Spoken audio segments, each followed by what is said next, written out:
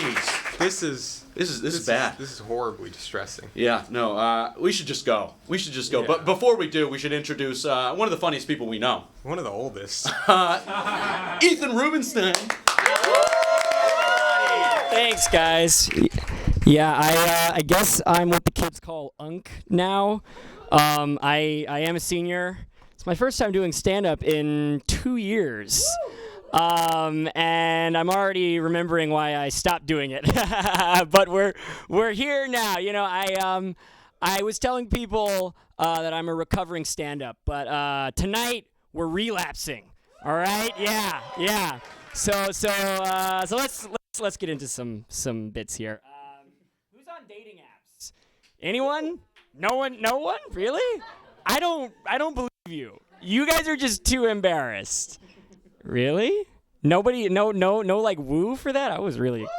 Thank you. Okay, David, are you on Tinder? What are? Yeah. What about Hinge? No. Grindr? Any Grindr users in the house? Okay. All right. Okay. Grindr, I think is the wildest. I have so many weird stories that I can't tell on TV, but one that I can recently, you know, because anyone from around the world can like randomly hit you up on Grindr at any given moment. And I get a text one day, and it's like a cry for help. And this person's like, I haven't eaten in 3 days.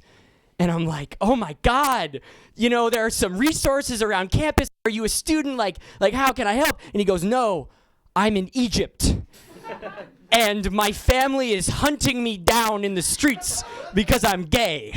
And I was like, brother, I don't know how to help you here. I'm sorry. You're really searching in the wrong place here.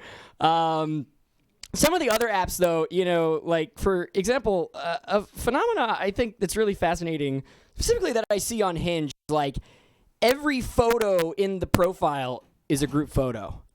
And so I'm like, which one are you? And that's actually one of my, like, greatest fears is, like, I match with one of those profiles, we hit it off great, I show up, and it's like, oh... Yeah, you're that one. Never mind. I'm just gonna check, please. But you know, dating's pretty interesting because I'm queer people in the house. Yeah. And I like that word a lot because it's vague and it confuses people a lot. It's also been lately my approach to gender, and something really funny happened recently. I was walking down the street, and there was, like, a panhandler, and they go, excuse me, sir, and I had my headphones in, so I kept on walking, and then they go, ma'am? Because I was wearing a dress, and I was like, okay, I know this makes me, like, a bad person for ignoring them, but, like, oh, my God, that was, like, so validating. Oh, my gosh, I got sir'd and ma'amed by the same person. Yeah, you know, before...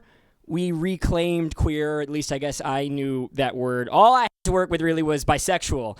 And I remember growing up, you know, I went to summer camp, and I wanted to come out to a friend of mine, but I didn't know how to, like, weave it into the conversation, right?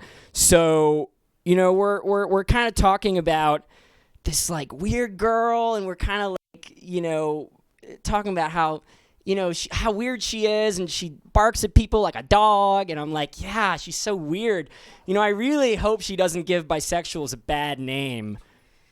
Which I can say that because I am bisexual. And my friend was just like, yeah, okay, whatever, dude. And, you know, in retrospect, I think the reason I thought that was normal is because that's how, like, Jews talk about other Jews is, you know, yeah, Jewish people in the house, woo! You know, like, when there's a Jewish actor, and we're like, oh my God, there's a Jewish actor, but, like, half of Hollywood is Jewish, so, like, whatever, man. But then, like, when there's, like, one Jew that's, like, a pedophile, it's like, oh God, this is bad for the Jews. We're done for. Weirdly, that principle only applies to individuals and not nation states. But, you know, that's a conversation for a different set. Have you guys heard the new Taylor Swift album? Yeah, there was no good way to pivot away from the I word.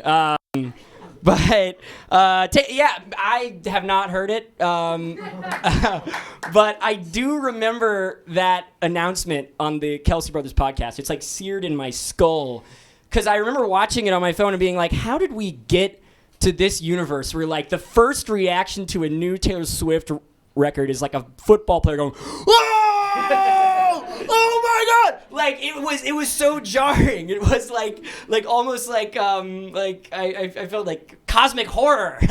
You know, I was like, oh God. And it was kind of a bummer, you know, because there could have been anything in that box, right? You know, she pulls out her album cover, and I was like, she could have pulled out anything. I mean, you know, what if she, you know, she spent all that time in the woods, right, for like Evermore or whatever. What if she like pulled out a pipe bomb, went full like Ted Kaczynski, went full Unabomber, or like, you know, she kind of opens it and she's like, "I've got a surprise for you." What if she just pulls out like a dead rat? like I want Taylor in freak mode. Like when are we getting her in freak mode? Okay, so I've been doing this social experiment lately. I'm curious what you guys are gonna think, you know, because every time I see a cop car, I kind of put my hands behind my back and I go, and you know, I'm waiting for them to, you know, do something.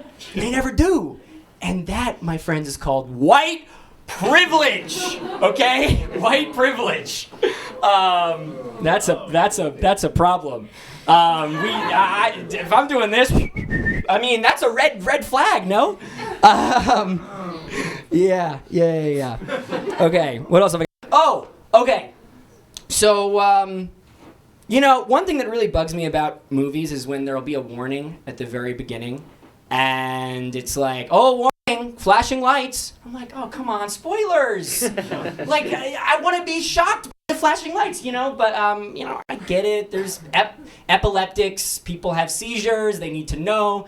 So I came up with an idea for how we can fix this without ruining it for everybody else. Okay, what if it's just one frame, and then we, like, flash it a couple times? I think that would be really great. That would go over really, really well. Okay. Last joke. This is like my only joke that has like an actual punchline, I feel like. So, you know, we used to be a proper country, you know, where men were men, you know, and these men, they could push an entire boulder up a hill. But now it's just a bunch of sissy fisses. All right, thank you. All right, we've got a great show tonight. Whisk is here. All right, that's my time.